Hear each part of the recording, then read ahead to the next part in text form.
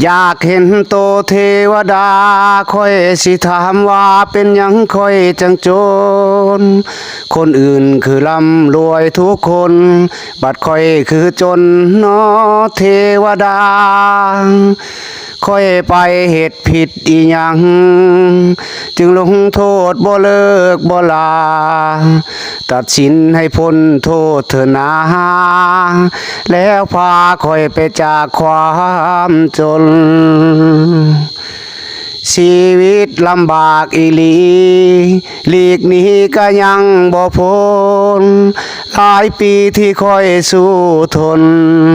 แต่ความจนยังตามลาวีให้คอยเป็นอิสระสา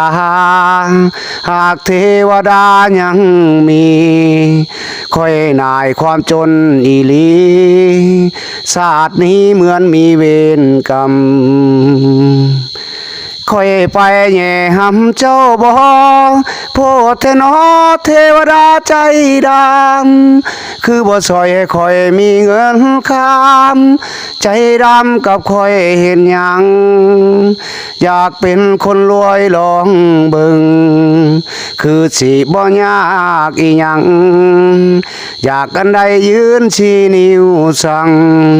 คงได้ดังใจต้องการบ่มีเงินอัดกระแตงไว้พอได้ห้องลิ้นแกเหงา